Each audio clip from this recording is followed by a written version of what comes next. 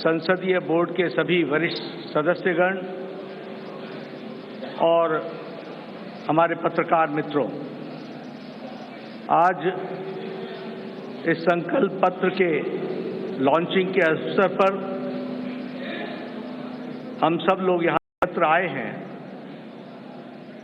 और इस कार्यक्रम में हम सबको आदरणीय प्रधानमंत्री जी का संबोधन सुनने को मिलेगा और संकल्प पत्र अगले 2024 से हम किस प्रकार से देश की सेवा प्रधानमंत्री मोदी जी के नेतृत्व में करेंगे, इसके बारे में हम सब लोगों को जानकारी मिलेगी। आज इस अवसर पर सबसे पहले तो मैं आदरणीय प्रधानमंत्री जी का आज के कार्यक्रम में आने के लिए हार्दिक अभिनंदन करता हूं और स्वागत करता हूं। प्रधानमंत्री जी जब भी पार्टी की कोई भी गतिविधि होती है, उस गतिविधि के साथ वो अपने आप को जोड़ते हैं और जैसा मैंने पहले भी कहा है कि तमाम प्रधान प्रशासक होने के नाते जिम्मेवारियों को निभाते हुए पार्टी उनकी हमेशा पहली प्रायोरिटी रही है और पार्टी को वो हमेशा जब भी हमने समय मांगा तो उनका मिला है। आज वो फिर इस चुनावी कार्यक्रम में और अन्य व्यस्तताओं के बीच में आप हम सब के बीच में हैं। आपका पुनः अभिनंदन और स्वागत है। आज भारत रत्न डॉक्टर भीमराव अंबेडकर जी की जन्म जयंती है। हम सब की ओर से उनको श्रद्धांजलि पूर्वक नमन। और हम सब जानते हैं कि डॉक्टर अंबेडकर जी ने अपना सारा जीवन सामाजिक न्याय के लिए पूरी ताकत के साथ सामाजिक न्याय की लड़ाई उन्होंने जीवन भर लड़ी। ऐसे डॉक्टर भीमराव अंबेडकर जी के रास्ते पर चलते हुए भारतीय जनसंघ से लेकर भारतीय जनता पार्टी हमेशा इस विचार को और सामाजिक न्याय की लड़ाई सत्ता में रहे तो भी और सत्ता में न रहे तो भी हमेशा इस सामाजिक न्याय की लड़ाई को हम सब लोगों ने लड़ा है। हम जानते हैं कि आज संकल्प पत्र को लोकार्पण होगा, लॉन्चिंग होगी,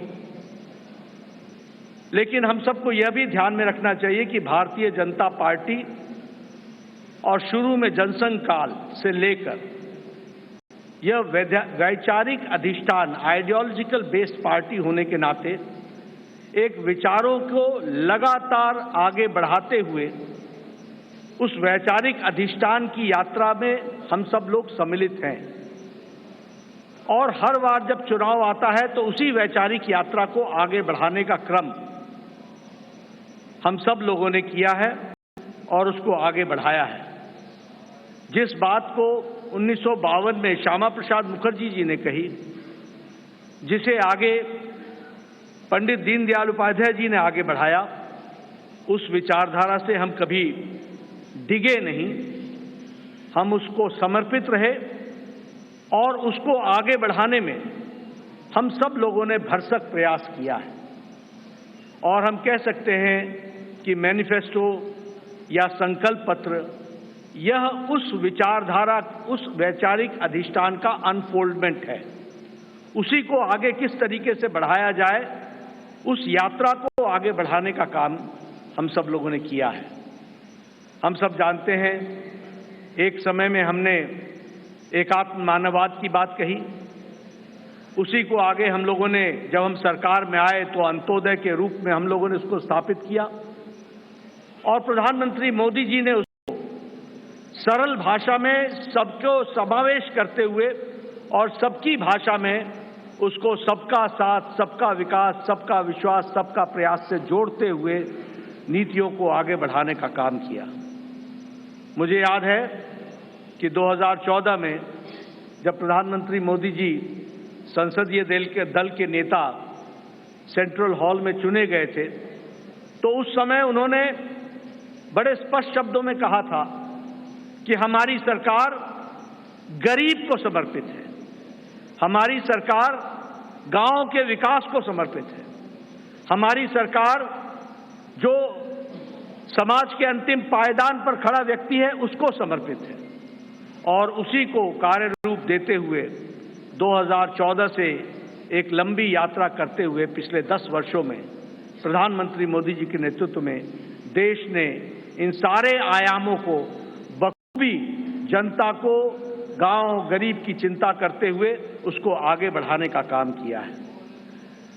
मित्रों, मैं यहां एक बात और भी कहना चाहता हूं कि जब देश की जनता क्लियर मैंडेट देती है तो नतीजे भी बड़ी स्पष्टता के साथ आते हैं। हम सब लोग जानते हैं कि 2014 में प्रधानमंत्री मोदी जी के नेतृत्व में हमारा वोट शेयर 31% पहुंचा, 282 सीटें हमने लोकसभा की जीती और 2019 में प्रधानमंत्री मोदी जी के नेतृत्व में हमने अपना ही रिकॉर्ड तोड़ा और हमारा वोट शेयर 37.3% तक पहुंचा और हमारा वो सीट शेयर 303 सीटें हम लोगों ने लोकसभा में जीती। हम ये कह सकते हैं कि इस क्लियर मैंडेट को प्रधानमंत्री मोदी जी ने गांव के लिए, गरीब के लिए, वंचित के लिए, दलित के लिए, हमारी महिलाओं के लिए, हमारे युवाओं के लिए, हमारे किसान भाइयों के लिए और हमारे वंचित भाइयों के लिए उनको समर्पित किया। और उसी तरीके से अगर मैं गांव की बात करूं तो आज गांव, मैं यहां प्रधानमंत्री जी थोड़ा समय जरूर लेना चाहूंगा, लेकिन मुझे याद है 1993 में मैं पहली बार विधायक बना था। उस समय हमें अपने विधानसभा क्षेत्र में लगभग 90% के गांवों को घूमने के लिए पैदल जाना पड़ता था। आज हम कह सकते हैं कि ग्रामीण सड़क 3,80,000 किलोमीटर की ग्रामीण सड़कें बनी हैं, ऑल वेदर रोड बना और ऑल वेदर रोड के माध्यम से पक्की सड़कें बनी। आज हमारे इलाकों में कोई ऐसा गांव नहीं रहा जहां हम पक्की सड़क से पहुंच नहीं सकते हैं। यह बदलता भारत की तस्वीर हमने देखी है। उसी तरीके से अभी 60,000 नए गांवों को पक्की सड़कों से जोड़ने का काम हुआ है और ऑल वेदर रोड्स बनी हैं। कभी हमने कल्पना नहीं की थी कि गांव का सशक्तिकरण होगा, कभी गांव में भी कोई ऑप्टिकल फाइबर पहुंचेगा, लेकिन आज मुझे खुशी है कि आपके नेतृत्व में 2 लाख पंचायतों को आपके नेतृत्व में ऑप्टिकल फाइबर से जोड़ दिया गया है और उनको भी इंटरनेट फैसिलिटीज के साथ जोड़ा गया है। गरीब कल्याण की बात करें तो एक समय में यह असंभव सी बात लगती थी कि हम गरीब तक अन्न पहुंचा सकेंगे, लेकिन आपने त्रासदी में भी अवसर ढूंढ करके प्रधानमंत्री गरीब कल्याण अन्न योजना की स्कीम को आगे बढ़ाया।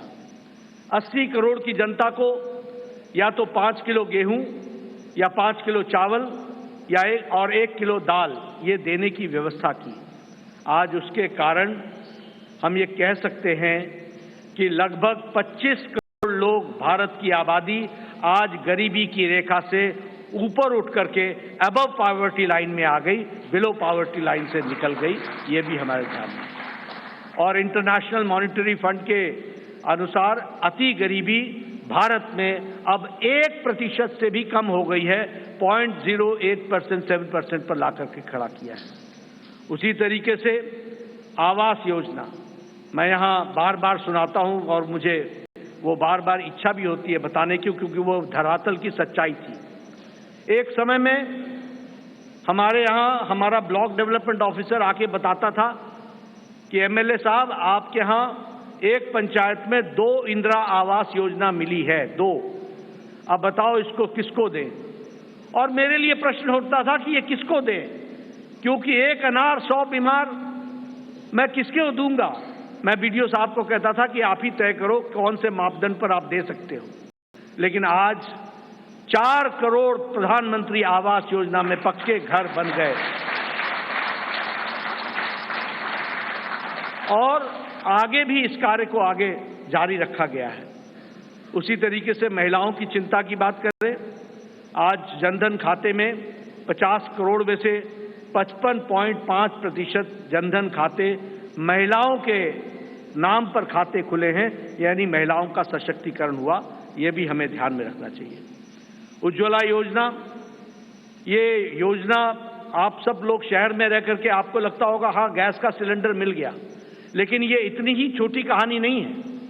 हमारी बहनें गांव में 5 बजे सुबह उठती थी, जंगलों में जाती थी, लकड़ियां काटती थी, आ करके चूल्हा जलाती थी, फूकनी से फूक फूक करके चूल्हा जलाती थी, धुआं को अपने छातियों पर लेती थी, रेस्पिरेटरी सिस्टम डिसऑर्डर होता था और आंखों में पानी आता था और घंटों के बाद वो जाकर के चाय बना पाती थी। आज 5 मिनट के अंदर गैस के चूल्हे के कारण नारी सशक्तिकरण किस तरीके से हुआ, इस उज्ज्वला गैस के कारण, और 10 करोड़ से 10 करोड़ सिलेंडर्स इस तरीके से और गैस के कनेक्शन दिए गए।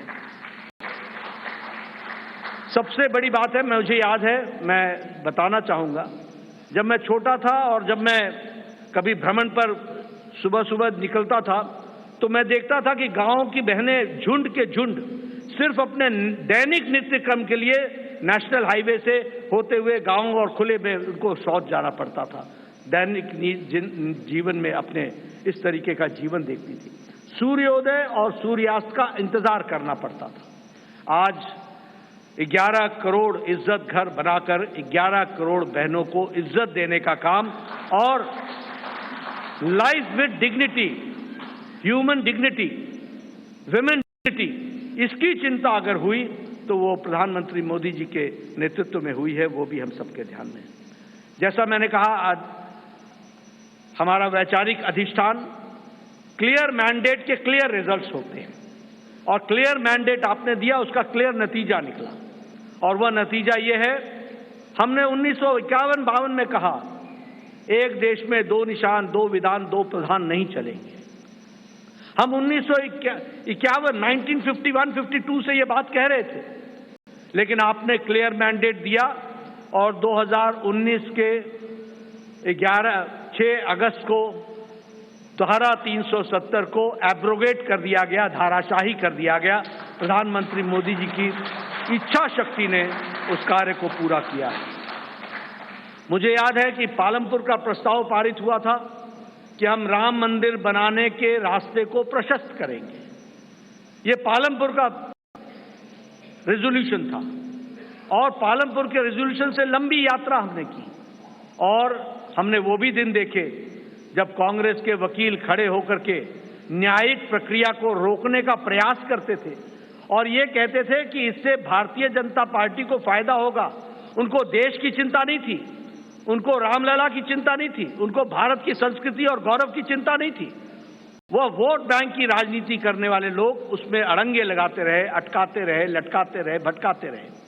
लेकिन प्रधानमंत्री मोदी जी के नेतृत्व में वह रास्ता प्रशस्त हुआ और भव्य राम मंदिर 22 जनवरी को आपके कर कमलों के द्वारा वह आज रामलला वहां विराजमान है और उनका प्राण प्रतिष्ठा आपके 10 दिन के अथक कार्यक्रम और अनुष्ठान के बाद आपके कर कमलों द्वारा हुआ, वो भी हम लोगों ने देखा है। ट्रिपल तलाक, 3 तलाक, कोई सोचता नहीं था कि इस विषय को टच करेंगे, कोई इस विषय पर चर्चा भी करेंगे। सुप्रीम कोर्ट से लेकर के समाज के सभी वर्ग मानते थे कि 3 तलाक आज मानवता के लिए एक तरीके से त्रासदी है, इसको समाप्त होना चाहिए। लेकिन यह इच्छा शक्ति, दृढ़ इच्छा शक्ति प्रधानमंत्री मोदी जी ने दिखाई और आपके क्लियर मैंडेट ने इस ताकत को प्रधानमंत्री मोदी जी को करने की इच्छा शक्ति दी और आज ट्रिपल तलाक से हम बहनों को, हमारे मुस्लिम बहनों को हम लोगों ने आज़ाद किया, यह भी हम सब लोगों ने देखा है। उसी तरीके से 30 साल से राजनीतिक कारणों से नारी शक्ति वंदन और महिलाओं का रिजर्वेशन पर राजनीति होती रही। फॉर 30 इयर्स, 30 साल कोई कुछ नहीं हुआ। लेकिन प्रधानमंत्री मोदी जी की फिर से इच्छा शक्ति और आप सबका सहयोग, 30 साल से जो कार्य नहीं हुआ वो 3 दिन के अंदर प्रधानमंत्री मोदी जी ने नारी शक्ति वंदन विधेयक को पारित करके, और अगली बार लोकसभा में 2029 में हम 33% सांसद हमारी महिलाएं बहनें होंगी, यह भी हम देखने वाले हैं।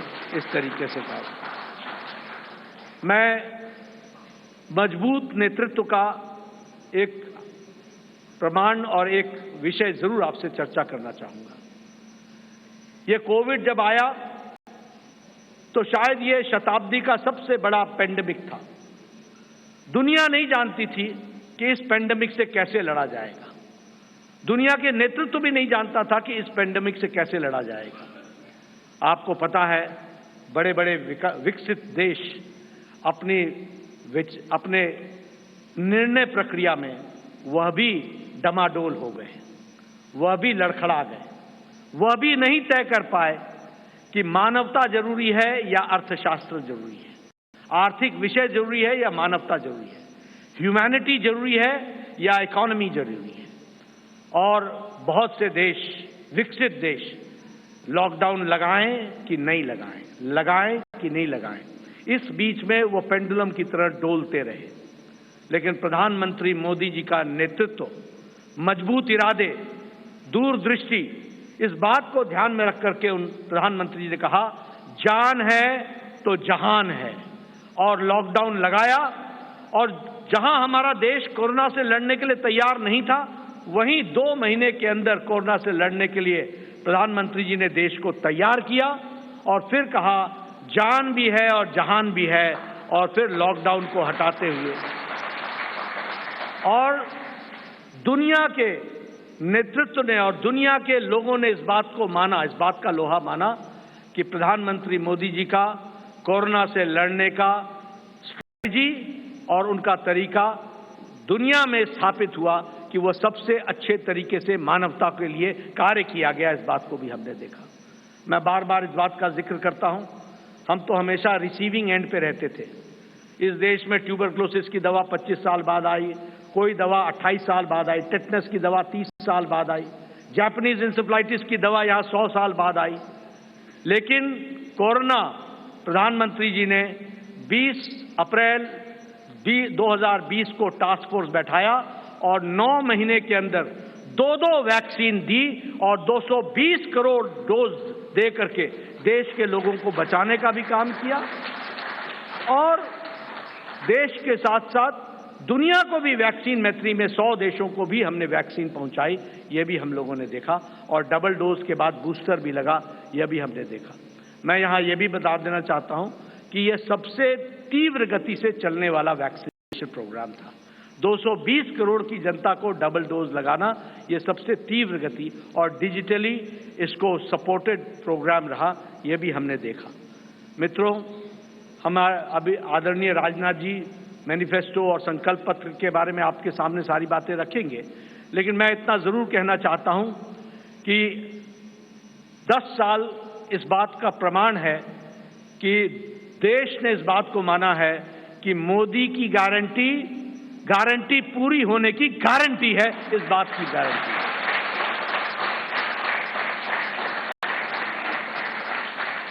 और यहां मैं स्वास्थ्य से जरूर जुड़ा हुआ विषय जरूर कहूंगा।